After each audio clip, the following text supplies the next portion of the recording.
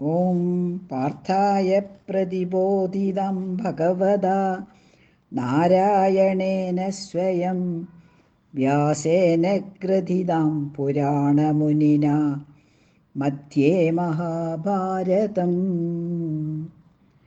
അദ്വൈതാമൃതവർഷിണീം ഭഗവതീം അഷ്ടാദശാധ്യായിനീം അംബ ത്വാമനുസന്തധാമി ഭഗവദ്ഗീതേ ഭവദ്വേഷിണീം. ഹരി ഓം. പ്രിയപ്പെട്ട മക്കളെ, ഇന്ന് നാം ഭഗവത്ഗീതയിലെ 17-ാം അധ്യായമാണ് ചിന്തിക്കാൻ പോകുന്നത്. ഈ 17-ാം അധ്യായത്തിൻ്റെ പേര് ശ്രദ്ധാത്രയ വിഭാഗം എന്നാണ്. വിഭാഗയോഗം, ശ്രദ്ധാത്രയ വിഭാഗയോഗം. ഇവിടെ ശ്രദ്ധ എന്ന ഒരു വാക്ക് വരുന്നുണ്ട്. നിങ്ങൾ പലപ്പോഴും കേൾക്കുന്ന വാക്കാണ്. എപ്പോഴും ആരെങ്കിലും പറയും, ശ്രദ്ധിച്ച് കേൾക്കണേ, ശ്രദ്ധിച്ച് പഠിക്കണം. അമ്മയും അച്ഛനൊക്കെ ഇടയ്ക്കിടയ്ക്ക് പറഞ്ഞുകൊണ്ടിരിക്കും. ഈ ശ്രദ്ധ മലയാളത്തിലെ വാക്കാണ്. അവിടെ കോൺസെൻട്രേഷൻ, അതായത് മനസ്സിരുത്തി പഠിക്കണമെന്നാണ്. ശ്രദ്ധയോടെ പഠിക്കണമെന്ന് പറയുമ്പം അതിന് മലയാളത്തിൽ അർത്ഥം എടുക്കേണ്ടത്. എന്നാൽ ശ്രദ്ധ എന്ന വാക്ക് സംസ്കൃതത്തിലെ അതിന് വലിയ അർത്ഥമാണുള്ളത്. അവിടെയുള്ള അർത്ഥം എന്താണെന്ന് വെച്ചാൽ ദൃഢമായ വിശ്വാസം, അതായത് ഉറച്ച വിശ്വാസം. അതാണ് ശ്രദ്ധ. അപ്പം നമുക്ക് ഇവിടെ ശ്രദ്ധാത്രയ വിഭാഗയോഗം എന്ന ഈ അധ്യായത്തിൽ ഈ ശ്രദ്ധ എന്നുള്ള ഇതിന് നമ്മൾ എടുക്കേണ്ട അർത്ഥം നല്ല ഉറച്ച വിശ്വാസം അല്ലെങ്കിൽ ദൃഢമായ വിശ്വാസം. എന്താണ് ദൃഢമായ വിശ്വാസം? ഞാനൊരു ചെറിയ ഉദാഹരണത്തിലൂടെ നിങ്ങൾക്ക് അത് മനസ്സിലാക്കി തരാം. നിങ്ങളിൽ ഒരാൾ അച്ഛൻ്റെ കൂടെ വൈകുന്നേരം ഒരു സിനിമ കാണാൻ പോകണമെന്ന് വിചാരിച്ചു. സിനിമ തിയേറ്റർ നിങ്ങളുടെ വീട്ടിൻ്റെ അടുത്താണ്. അപ്പോൾ കാർ എടുത്തിട്ടൊന്നും പോകേണ്ട ആവശ്യമില്ല, അല്ലെങ്കിൽ ബസ്സിനോ ഒന്നും പോകേണ്ട ആവശ്യമില്ല. അപ്പം അച്ഛനും ഞങ്ങളും മോനും കൂടെ പോയി. അപ്പം അവിടെ തിയേറ്റർ നിങ്ങളുടെ റോഡിൻ്റെ മറുഭാഗത്താണ് തിയേറ്റർ ഉള്ളത്. അവിടെ നിന്ന് കുറച്ച് നടന്നാൽ തിയേറ്ററായി. അപ്പോൾ റോഡ് ക്രോസ് ചെയ്യണം, മുറിച്ച് കടക്കണം. അപ്പോൾ അച്ഛൻ എന്ത് ചെയ്യും? മോൻ്റെ കൈ നല്ലപോലെ ഉറക്കെ പിടിച്ച് അങ്ങനെ അവർ രണ്ടുപേരും സുഖമായി അപ്പുറത്ത് നടന്നെത്തും. അപ്പം മോന് അച്ഛനോട്, അച്ഛൻ എന്നെ വളരെ സുരക്ഷിതമായിട്ട്, അതായത് നന്നായിട്ട് ഒരു പ്രശ്നമോ ഒരു വീഴോ ഒന്നും ചെയ്യാതെ ആ ഭാഗത്തേക്ക് എത്തിക്കും. കാരണം റോഡിൽ വാഹനങ്ങൾ അങ്ങനെ പോയിക്കൊണ്ടിരിക്കുകയല്ലേ. അപ്പം പേടിയൊന്നുമില്ല അവന്. കാരണം എന്തുകൊണ്ടാണ്? അച്ഛനാണ് കൈ പിടിച്ചിരിക്കുന്നത്. എത്ര വലിയ വാഹനം എത്ര സ്പീഡിൽ വന്നാലും അച്ഛനറിയാം എങ്ങനെയാണ് അതൊന്ന് ഒഴിഞ്ഞു മാറേണ്ടതെന്ന്. അപ്പം അച്ഛനിലെ മകന് നല്ല ഉറച്ച വിശ്വാസമുണ്ട്, അച്ഛൻ എന്നെ കാത്തു രക്ഷിച്ചോളും. നമ്മൾക്ക് ഭഗവാനിലെ ഈ ഉറച്ച വിശ്വാസമാണ് വേണ്ടത്. ഈ ഉറച്ച വിശ്വാസത്തിനാണ്, അല്ലെങ്കിൽ ദൃഢമായ വിശ്വാസത്തിനാണ് ശ്രദ്ധ എന്ന് പറയുന്നത്. അപ്പോൾ ഈ ശ്രദ്ധയാണ് നമുക്ക് ഭഗവാനിൽ വേണ്ടത്. അപ്പോൾ ആ ശ്രദ്ധയെക്കുറിച്ച് ആണ് ഇന്നത്തെ ഈ അധ്യായത്തിൽ പറയാൻ പോകുന്നത്. ഇവിടെ പറയാനുള്ള ഏതവസരത്തിലാണ് ഇങ്ങനെ പറയണതെന്ന് ചോദിച്ചാൽ, കഴിഞ്ഞ അധ്യായത്തിൽ അവസാനം കൃഷ്ണൻ അർജുനനോട് പറയും, പിന്നെ ദൈവീ സമ്പത്തും ആസുരി സമ്പത്തിനെ കുറിച്ചൊക്കെ പറഞ്ഞ ശേഷം പറയും, ശാസ്ത്രത്തിനനുസരിച്ചിട്ട് അതിൻ്റെ വിധിപ്രകാരം എല്ലാ കർമ്മങ്ങളും ചെയ്യണം. കർത്തവ്യമനുസരിച്ചിട്ട് എല്ലാ കർമ്മങ്ങളും ചെയ്താൽ ഈശ്വരനിലേക്ക് എത്തും, മോക്ഷം കിട്ടും എന്ന് ഭഗവാൻ അവിടെ ഒന്ന് പറയുന്നുണ്ട് അർജുനനോട്. അപ്പം ശാസ്ത്രത്തിനനുസരിച്ചിട്ട്, അപ്പം അതിന് ശാസ്ത്രങ്ങൾ പഠിക്കണം, അതിലെന്തൊക്കെയാണ് പറഞ്ഞത് അതുപോലെ ചെയ്യണം. അപ്പം അർജുനന് സംശയം എന്താണെന്ന് വെച്ചാൽ, ഇവിടെ എന്താ സംശയം ചോദിക്കണത് അർജുനൻ? ഇപ്പം ഈ ശാസ്ത്രത്തിൽ നിന്നും അധികം പഠിക്കാതെ അറിയാതെ വെറും ഭഗവാനിൽ മാത്രം വിശ്വസിച്ചിട്ട് കർമ്മം ചെയ്യുമ്പോൾ എങ്ങനെയായിരിക്കും അയാളുടെ സ്ഥിതി? എന്തായിരിക്കും? അയാൾക്ക് എന്താ സംഭവിക്കുക? അതാണ് അർജുനൻ്റെ ചോദ്യം. അപ്പം ഈ അധ്യായത്തിൽ പറഞ്ഞു തരുന്നതും അതാണ്. നിങ്ങൾ കർമ്മങ്ങൾ ചെയ്യുമ്പം എങ്ങനെ ചെയ്യുന്നു അതിനനുസരിച്ചിട്ടായിരിക്കും. അപ്പം അവിടെയാണ് ഈ ശ്രദ്ധ വരുന്നത്. അപ്പം ഏത് തരം ശ്രദ്ധയാണ് നിങ്ങൾക്കുള്ളത് അതിനനുസരിച്ചിട്ടായിരിക്കും നിങ്ങളുടെ സ്ഥിതി. അതാണ് ഭഗവാൻ പറയാൻ പോകുന്നത്. അപ്പം ഈ ശ്രദ്ധ തന്നെ 3 തരത്തിൽ വിസ്തരിച്ച് പറയുകയാണ്. അതുകൊണ്ടാണ് ശ്രദ്ധാത്രയ വിഭാഗ യോഗം എന്ന് ഈ അധ്യായത്തിന് പേര് വന്നത്. അപ്പം ഈ ശ്രദ്ധ 3 വിഭാഗത്തിൽ വിഭജിക്കുന്നത് എന്തിൻ്റെ അടിസ്ഥാനത്തിലാണ്? അവിടെ പറയുന്നുണ്ട് 3 ഗുണങ്ങളുടെ അടിസ്ഥാനത്തിലാണ് ഈ ശ്രദ്ധയെ വിഭജിച്ചിരിക്കുന്നത്. ഏതൊക്കെയാണ് ഗുണങ്ങൾ നിങ്ങൾക്കറിയാലോ. അത് നമ്മൾ ഗുണത്രയ വിഭാഗ യോഗത്തിൽ കണ്ടിട്ടുണ്ട്. സത്വഗുണം, രജോ ഗുണം, തമോ ഗുണം. അപ്പോൾ 3 വിധത്തിലുള്ള ശ്രദ്ധകൾ എന്തൊക്കെയായിരിക്കും? അപ്പോൾ സാത്വിക ശ്രദ്ധ, രാജസിക ശ്രദ്ധ, താമസിക ശ്രദ്ധ. അപ്പം സാത്വിക ശ്രദ്ധയുള്ള ആളാണ് അയാൾ എന്തൊക്കെയാണ് ചെയ്യുക, എങ്ങനെയാണ് ചെയ്യുക? അല്ലെങ്കിൽ രാജസിക ശ്രദ്ധ ഉള്ള ആൾക്കാർ എന്ത് കർമ്മങ്ങൾ ചെയ്യും? താമസിക ശ്രദ്ധയുള്ളവർ എന്തൊക്കെ കർമ്മം ചെയ്യും? അതാണ് ഇവിടെ പറയുന്നത്. അതിന് തന്നെ ഇപ്പം സാത്വികീ ശ്രദ്ധ, അതായത് സാത്വികമായ ശ്രദ്ധ. ഒരാളിൽ നിറയെ ആ സാത്വികീ ശ്രദ്ധയാണ് ജാസ്തി വർദ്ധിച്ചിരിക്കുന്നത് എങ്കിൽ അവർ ദേവന്മാരെയാണ് ഉപാസിക്കുക, ദേവന്മാരെയാണ് പൂജിക്കുക, ദേവന്മാരെ ഭജിച്ച് ദേവന്മാരെ പൂജിക്കും. ഇനി രാജസീ ശ്രദ്ധയാണെങ്കിലോ അത് വർദ്ധിക്കുമ്പം, രാജസീ ശ്രദ്ധ വർദ്ധിക്കുമ്പം യക്ഷഗന്ധർവന്മാരെയും ഉപാസിക്കും അല്ലെങ്കിൽ പൂജിക്കും. ഇനി താമസീ ശ്രദ്ധ ഉള്ള ആളാണെങ്കിൽ ഭൂതപ്രേത പിശാചുക്കളെയൊക്കെ ഉപാസിച്ച് പ്രാർത്ഥിക്കും. ഇതുപോലെ തന്നെ ഈ എങ്ങനെയാണ് ഈ ശ്രദ്ധയെ 3ആക്കി വിഭജിച്ചിരിക്കുന്നത്? അതുപോലെ തുടർന്ന് ഭഗവാൻ പറയുന്നുണ്ട്, നമ്മൾ കഴിക്കുന്ന ആഹാരം, നമ്മൾ ചെയ്യുന്ന യജ്ഞം, അതായത് യജ്ഞം യാഗമൊക്കെ ഓരോ കർമ്മങ്ങൾ പഠിച്ചിട്ടുണ്ടല്ലോ നമ്മൾ. ദേവയജ്ഞം, പിന്നെ ചെയ്യുന്ന തപസ്, നമ്മൾ കൊടുക്കുന്ന ദാനം, ഇതുമെല്ലാം ഈ 3 ഗുണങ്ങളിൽ പെട്ടവർ 3 പ്രകാരത്തിലാണ് ചെയ്യുന്നത്.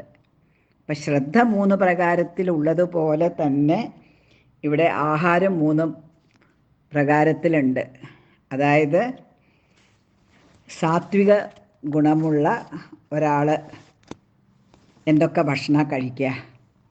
അയാളുടെ ഭക്ഷണം വെജിറ്റേറിയൻ ആയിരിക്കും,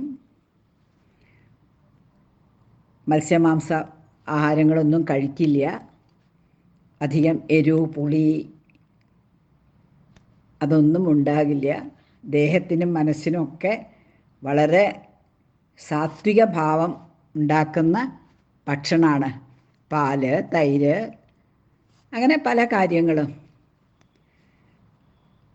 ഇനി ഇതൊക്കെ രാജസികനായിട്ടുള്ള ഒരാൾക്ക്, രജസ്സുള്ള ഒരാൾക്ക്, രാജസിക സ്വഭാവമുള്ള ഒരാൾക്ക് ഈ ഭക്ഷണം ഇഷ്ടപ്പെടില്ല. അവരുടെ ഭക്ഷണം എന്തായിരിക്കും? അവർക്ക് നല്ല പുളി, നല്ല മുളകൊക്കെ അരച്ച്, ഇഞ്ചി, പുളി, വെളുത്തുള്ളി, അതൊക്കെ എരിവ്, പുളി, ഉപ്പ് ഒക്കെ ഇട്ട് നല്ല ഇതായിട്ടുള്ള ഭക്ഷണം വേണം. അവർക്ക് ഈ സാത്വിക ഭക്ഷണം കഴിക്കാനേ പറ്റില്ല. മാംസാദി ഭക്ഷണങ്ങളൊക്കെ ഇതിൽ ഉൾപ്പെടുന്നുണ്ട്. ഇനി താമസികനായ ഒരാൾ എന്ത് ചെയ്യും? അയാൾ ഭക്ഷണം ഉണ്ടാക്കി അപ്പം കഴിക്കുക തന്നെ ഇല്ല. അയാൾ കുറച്ച് നേരം വെച്ച് അത് ഭക്ഷണം കുറച്ച് നേരം വെച്ച് കഴിഞ്ഞ് പഴകിക്കഴിഞ്ഞ് കുറച്ച് പുളിയപ്പ് രസമൊക്കെ വരാൻ തുടങ്ങിയാൽ അതാണ് അയാൾക്കിഷ്ടം. ഇങ്ങനെ ഭക്ഷണം 3 വിധത്തിൽ. ഇനി നമ്മൾ യജ്ഞം എന്ന് പറയുക. യജ്ഞം എന്ന് പറഞ്ഞാൽ കർമ്മമാണ്, എല്ലാവർക്കും വേണ്ടി ഒന്നിച്ച് ചെയ്യുന്ന കർമ്മം. നമ്മളിത് കണ്ടു 4-ാമത്തെ അധ്യായത്തിൽ. നമ്മുടെ കർമ്മങ്ങളൊക്കെ ഈശ്വരനെ അർപ്പിച്ചുകൊണ്ട് ചെയ്താൽ അത് യജ്ഞഭാവത്തിൽ ചെയ്യണം.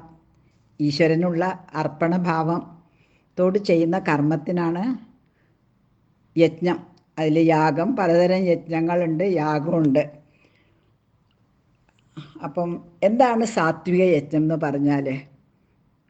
നമ്മുടെ ഇതിലൊക്കെ ഓരോ യജ്ഞം ചെയ്യുമ്പോഴും ഇന്ന പ്രകാരം ചെയ്യണം എന്നൊക്കെ അവർ എഴുതി വച്ചിട്ടുണ്ടാകും ശാസ്ത്രങ്ങളിൽ. അപ്പം അതിൻ്റെ വിധി പ്രകാരം അതുപോലെ ഭംഗിയായിട്ട് യജ്ഞം ചെയ്യുക, നല്ല ഭക്ഷണം കൊടുക്കുക, നല്ല ദക്ഷിണ കൊടുക്കുക, അങ്ങനെ ചെയ്യുന്ന യജ്ഞമാണ് സാത്വിക യജ്ഞം. ഇനി രാജസിക യജ്ഞം, രജോ ഗുണ സ്വഭാവമുള്ള ഒരാൾ എന്താ ചെയ്യുക? അയാൾ തൻ്റെ പ്രഭാവം കാണിക്കാൻ, ഞാൻ വലിയ ആളാണ്, ബാക്കി എല്ലാവരും ഒന്ന് കാണട്ടെ, എൻ്റെ പൈസയുടെ ഹുങ്കൊന്ന് കാണട്ടെ, പൈസ എനിക്ക് എത്രയുണ്ട്, എനിക്ക് എത്ര വേണമെങ്കിൽ ചിലവാക്കാം, അങ്ങനെ എല്ലാവരെയും മുന്നിൽ നിന്ന് തൻ്റെ പ്രഭാവം കാണിക്കുന്ന മാതിരി വലിയ യജ്ഞങ്ങളൊക്കെ ചെയ്യും. പക്ഷെ അത് സാത്വിക യജ്ഞമായിട്ട് നമുക്ക് കമ്പയർ ചെയ്യാൻ പറ്റില്ല. ഇനി താമസികൾ എന്താണ് ചെയ്യുക? താമസ യജ്ഞം ചെയ്യുന്നവർ ആ തമസ് സ്വഭാവമായിട്ടുള്ളവർ അവർ കാലവും സമയവും ഒന്നും നോക്കില്ല. ഇഷ്ടമുള്ള സമയത്ത് യാതൊരു വിധിപ്രകാരമൊന്നും അല്ല, ദക്ഷിണ ശരിക്ക് കൊടുക്കില്ല, ഭക്ഷണം ശരിക്ക് കൊടുക്കില്ല. ഇങ്ങനെ ചെയ്യുന്ന യജ്ഞത്തിനാണ് താമസി യജ്ഞം. അപ്പം യജ്ഞം അതുപോലെ 3ആയി. ആഹാരം 3 വിധത്തിലായി, യജ്ഞം 3 വിധത്തിലായി. ഇനി തപസ്. നമ്മൾ എന്താണ് ഈ തപസ് എന്ന് പറയണത്? തപസ് എന്ന് പറയണത് നമ്മുടെ എന്താ പറയുക, നമ്മുടെ മനസ്സിനെയും, നമ്മൾ കണ്ണ്, കാത്, മൂക്ക്, ചെവി, ത്വക്ക്, ഇതിനെയൊക്കെ നിയന്ത്രിച്ചിട്ട് നല്ല പോലെ ഈശ്വരനെ തന്നെ ഉപാസിക്കുന്നത്, അതാണ് തപസ്. എന്നിട്ട് ചെയ്യുന്ന കർമ്മങ്ങൾ തപസ്. ഏകാഗ്രമായിട്ട് മനസ്സിനെ ഈശ്വരനിൽ നിർത്തിക്കൊണ്ടാണ് ചെയ്യുന്നതാണ് തപസ്. ഈ തപസ് 3 തരം തപസ്സുണ്ട്. ഓരോരുത്തർക്കും നമുക്ക് 3 വിധത്തിൽ തപസ് ചെയ്യാം. ഒന്ന് ശരീരം കൊണ്ട് തപസ് ചെയ്യുക, നമ്മൾ കുളിച്ച് ഇതാക്കി, അങ്ങനെ ശാരീരം തപസ്. പിന്നെ വാക് തപസ്, ആരോടും അധികം സംസാരിക്കാതെ വാക്കിനെ എല്ലാം കൺട്രോൾ ചെയ്ത് വാക്കൊക്കെ അടക്കി പിടിച്ച്. ശാരീരം തപസ് എന്താണെന്ന് വെച്ചാൽ ഭക്ഷണമൊന്നും കഴിക്കാതെ ഫാസ്റ്റിംഗ് ഒക്കെ ചെയ്തിട്ട് ചെയ്യുന്ന തപസ്സാണ് ശാരീരം തപസ്. വാക്ക് വാക് തപസ് എന്ന് പറഞ്ഞാൽ മൗനവ്രതം അങ്ങനത്തെ അതൊക്കെയാണ് വാക് തപസ്. മനസ്സുകൊണ്ട് യാതൊരു ചീത്ത ചിന്തകളൊന്നും ഇല്ലാതെ മനസ്സിനെ ഈശ്വരനിൽ അർപ്പിക്കുന്നതാണ് വാക് തപസ്. അപ്പം ഇതൊക്കെ നമ്മൾ കേൾക്കുമ്പോൾ നമുക്ക് ദേവീ സമ്പത്തിനോട്, ഇതൊക്കെ ഒരു വിധത്തിൽ പറഞ്ഞാൽ ദേവീ സമ്പത്താണ്.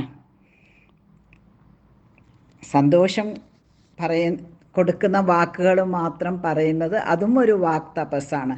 നമ്മൾ എന്ത് ചെയ്യുന്നതും ഒരു തപസ്സിൻ്റെ ഭാവത്തിൽ ചെയ്യണം. പക്ഷേ ഒന്നും നമ്മൾ പ്രതീക്ഷിക്കരുത്.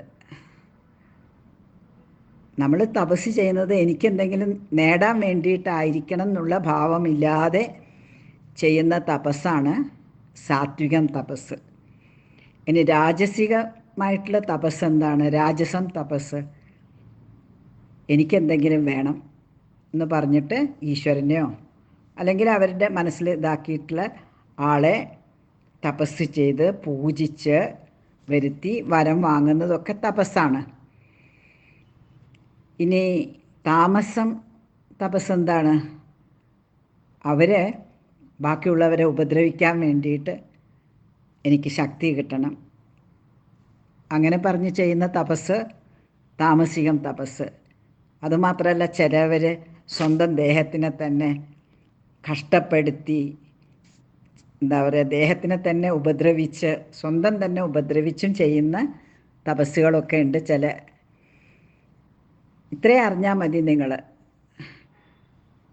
കൂടുതൽ നമുക്ക് തപസ് ഒരുപാട് നമുക്ക് അറിയാനുള്ളൊരു കാര്യമാണ് തപസ്സിനെക്കുറിച്ച്. നമുക്ക് കാര്യമുണ്ട് അതിൽ തപസ്സിനെ കുറിച്ചിട്ട്. അതൊന്നും നമുക്കിപ്പോഴ് അത്ര അധികമൊന്നും നമുക്ക് അറിയേണ്ട ആവശ്യമില്ല ഇവിടെ. ഇനി പിന്നെ പറയണത്, നാലാമതായിട്ട് ഭഗവാൻ പറയുന്നത് ദാനത്തിനെ കുറിച്ചാണ്. ദാനം എന്ന് പറഞ്ഞാൽ നമ്മളുടെ കയ്യിലുള്ളത് മറ്റുള്ളവർക്ക് സന്തോഷത്തോടെ കൊടുക്കുക,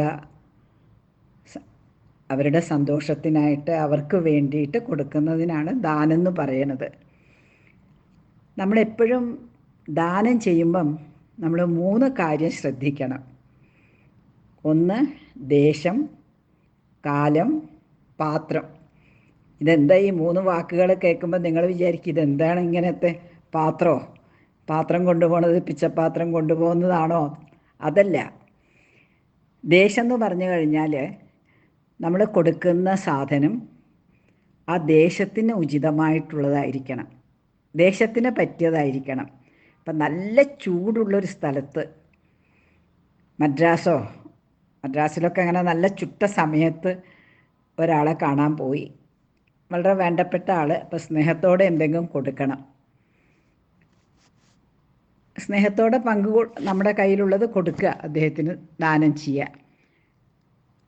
അത് അപ്പം എന്നാലിരിക്കട്ടെ, ഒരു ഷോളായി കളയുക. നല്ല കട്ടിയുള്ള പുതപ്പ്, കമ്പിളിയുടെ ഷോള് എങ്ങനെ ഉണ്ടാകും? അപ്പം ദേശത്തിനനുസരിച്ച് വേണം കൊടുക്കാൻ. അതുപോലെ ഏത് കാലത്തിലാണ്, അതായത് ഇപ്പോൾ ഒരു വയസ്സായ ഒരാളെ നമ്മൾ കാണാൻ പോവാണ്. അയാൾക്ക് പല്ലൊന്നുമില്ല, പല്ലൊക്കെ കൊഴിഞ്ഞു പോയി, വളരെ വയസ്സായിട്ട് ഭക്ഷണം തന്നെ കഴിക്കുന്നത് എങ്ങനെയോ കഴിക്കുന്ന ആളാണ്. അയാൾക്ക് നമ്മൾ നല്ല വയസ്സ് കാലത്ത് എന്താ കൊടുക്കാൻ പോണത്? നല്ല കട്ടിയുള്ള മുറുക്ക് ഒരു വലിയ പാക്കറ്റ് വാങ്ങിയിട്ട് കഴിച്ചോളൂ മുത്തച്ഛാന്ന് പറഞ്ഞിട്ട്. പിന്നെ വേറെയും പല വിധത്തിലെ കാലം നമുക്ക് പറയാം കേട്ടോ. ഇതൊരു ചെറിയ നിങ്ങൾക്ക് അറിയാൻ വേണ്ടിയിട്ട്. അത് കുട്ടികൾക്കാ മറ്റും കൊടുക്കേണ്ടതാണ് ബാല്യകാലത്തിൽ. അങ്ങനെ ആർക്കാണ്, എപ്പോഴാണ്, ഇനി ആർക്കാണ് കൊടുക്കേണ്ടത്, അതിനാണ് പാത്രം എന്ന് പറയുന്നത്. നമ്മൾ ദാനം കൊടുക്കുന്ന ആൾ അതിന് യോഗ്യതയുണ്ടോ, അയാൾക്ക് അത് വാങ്ങാനുള്ള യോഗ്യതയുണ്ടോ എന്ന് നിർണ്ണയിക്കണം. ആ യോഗ്യതയ്ക്കാണ് പാത്രം. അയാൾ നല്ല പാത്രത്തിലാണോ നമ്മൾ ഈ ദാനം ഇടുന്നത്? ഉദാഹരണം പറഞ്ഞാൽ നിങ്ങൾക്ക് വേഗം മനസ്സിലാകും. അതായത് ഒരാൾ ഒരു 5000 ഉറുപ്പ്യ എടുത്തിട്ട് ഒരാൾക്ക് കൊടുത്തു. സന്തോഷമായിട്ട്. അയാൾ എന്തിനാണ് ഉപയോഗിച്ചത്? അയാൾ അവിടുത്തെ അനാഥാലയത്തിൽ പോയിട്ട് കുട്ടികൾക്ക് ഭക്ഷണം വാങ്ങിച്ചു കൊടുത്തു.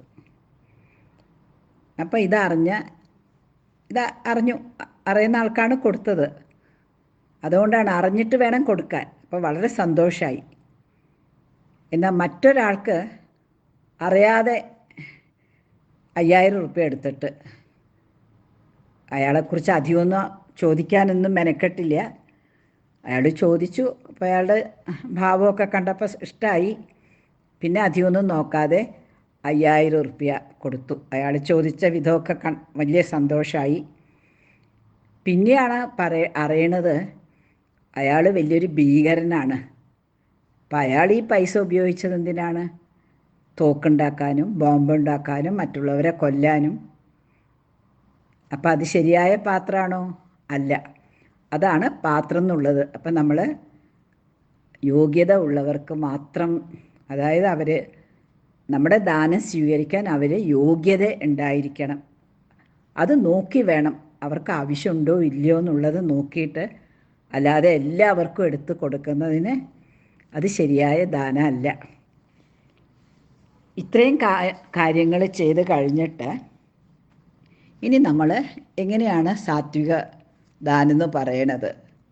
നമ്മളൊന്നും തിരിച്ച് അവരിൽ നിന്നും പ്രതീക്ഷിക്കാതെ അവർക്ക് സന്തോഷമായി നമ്മളുടെ കയ്യിലുള്ളത് അവരുമായി പങ്കിടുന്നതാണ് സാത്വിക ദാനം. രാജസിക ദാനം എന്ന് വെച്ചാൽ ഞാനിപ്പോൾ കുറച്ച് കൊടുക്കും, പിന്നെ കുറച്ച് കഴിഞ്ഞാൽ എനിക്ക് അതിലിരട്ടി തിരിച്ച് തരും, അല്ലെങ്കിൽ എന്തെങ്കിലും ഒരു ഉപകാരം ഉണ്ടാകും അയാളെ കൊണ്ട്, അങ്ങനെ വിചാരിച്ചിട്ട് കൊടുക്കുന്നത് രാജസിക ദാനമാണ്. പിന്നെ താമസിക ദാനം എന്ന് പറയുമ്പോൾ കാലം, ദേശം, പാത്രം ഇതൊന്നും നോക്കാതെ, അതും മാത്രമല്ല ഇതിനൊക്കെ വിപരീതമായിട്ട് ഉള്ളവർക്ക് അതും കൊടുക്കുന്നത് എങ്ങനെയാണ്? അപമാനിച്ച് ആക്ഷേപിച്ച് ഒക്കെ ചെയ്യുന്ന ദാനത്തിനാണ് താമസദാനം എന്ന് പറയുന്നത്. ഇതോടുകൂടെ ഈ 3 വിധത്തിലുള്ള ആഹാരം, യജ്ഞം, തപസ്, ദാനം, ഈ 4 എണ്ണത്തിനെക്കുറിച്ച് പറഞ്ഞു. ആദ്യം ശ്രദ്ധയെക്കുറിച്ച് പറഞ്ഞു. പിന്നെ അവസാനമായിട്ട് ഭഗവാൻ പറയുന്നുണ്ട് അർജുനനോട് ഒരു 3 വാക്കുകൾ, മനസ്സിനെ തന്നെ ശുദ്ധീകരിക്കുന്ന 3 വാക്കുകൾ പറഞ്ഞുകൊണ്ട് വേണം എല്ലാ കർമ്മങ്ങളും. എപ്പോഴും മനസ്സിൽ ആ സ്മരണ ഉണ്ടാകണം. ഈ 3 വാക്കുകൾ എല്ലാ കർമ്മങ്ങളും ഇത് ഉച്ചരിച്ചുകൊണ്ട് തന്നെ ചെയ്യണം. അപ്പോൾ അതെന്താണ് ആ 3 വാക്കുകൾ? 3 വാക്കുകളുടെ പ്രാധാന്യത്തെക്കുറിച്ച് പറഞ്ഞു കൊടുക്കുകയാണ്. ആ 3 വാക്ക് ഓം തത് സത്. വളരെ ആഴത്ത് പഠിക്കേണ്ട 3 വാക്കുകളാണ്. നമുക്ക് ഇത്രയും മനസ്സിലാക്കാം. ഇതെല്ലാം ഈശ്വരൻ്റെ, ഇതിലെ 3 വാക്കും ഈശ്വരനെയാണ് സൂചിപ്പിക്കുന്നത്. ഓം എന്ന് പറഞ്ഞാലും ഈശ്വരൻ, തത് എന്ന് പറഞ്ഞാലും പ്രപഞ്ചത്തിൻ്റെ എല്ലാം കാരണമായ ഈശ്വരനാണ്. സത്ത് ഓൾസോ, എല്ലാത്തിലുള്ള ഉണ്മയാണ്, അത് ഈശ്വരനാണ്. അങ്ങനെ വേണം മനസ്സിലാക്കാൻ. അപ്പോൾ ഏത് കർമ്മം ചെയ്യുമ്പോഴും ഈശ്വര വിചാരത്തോടെ ചെയ്താൽ മാത്രമേ നമുക്ക് നന്മയുണ്ടാകൂ. അപ്പോൾ ഈ 3 വാക്കുകളും ഈശ്വര സ്വരൂപത്തെയാണ് സൂചിപ്പിക്കുന്നത്. അങ്ങനെ നമ്മൾ ഈശ്വരനിലേക്ക് ശ്രദ്ധയോടുകൂടെ ചെയ്യുന്ന ഏത് കർമ്മവും നമ്മളെ മോക്ഷത്തിലേക്ക് നയിക്കും. മോക്ഷം എന്ന് പറഞ്ഞാൽ ഈശ്വരനുമായി കൂടിച്ചേരൽ. ഈശ്വരനും ഞാനും വ്യത്യാസമില്ല എന്നറിയുന്നതാണ് മോക്ഷം. അതെപ്പോഴും ഓർക്കണം കേട്ടോ. അങ്ങനെ ഇവിടെ ശ്രദ്ധയോടും ഭക്തിയോടും കൂടെ ചെയ്യുന്ന എല്ലാ കർമ്മങ്ങൾക്കും നല്ല അനുഭവമേ ഉണ്ടാവുള്ളൂ. അത് നമ്മളെ ഈശ്വരനിലേക്ക് അടുപ്പിക്കും. ഇനി അശ്രദ്ധയോടും ഭക്തി ഇല്ലാതെയും ചെയ്യുന്ന എല്ലാ കർമ്മങ്ങളും ഈശ്വരനിൽ നിന്നും നമ്മെ അകറ്റും. നാം എപ്പോഴും ഈശ്വരനോട് ചേർന്നിരിക്കാൻ ശ്രമിക്കണം. ഇനി അടുത്ത അധ്യായം ഇത് അവസാനത്തെ അധ്യായമാണ്. അത് വലിയ അധ്യായമാണ്. അതിൽ ഒരുപാട് ശ്ലോകങ്ങളുണ്ട്. 78 ശ്ലോകങ്ങളാണുള്ളത്. ഏറ്റവും അധികം ശ്ലോകങ്ങളുള്ള അധ്യായമാണ് അടുത്ത അധ്യായം. നമുക്ക് ചിലപ്പോൾ അത് 2 ക്ലാസ്സോ 3 ക്ലാസ്സോ ആയിട്ട് കേൾക്കേണ്ടി വരും. നമുക്ക് നോക്കാം എങ്ങനെ നമുക്കത് മനസ്സിലാക്കാൻ. ഇതിൻ്റെ ഒക്കെ ഒരു ചുരുക്കമാണത്. നമുക്ക് കഴിയുന്നതുപോലെ നമുക്ക് അത് മനസ്സിലാക്കി മുന്നോട്ട് പോവാം. ഹരി ഓം.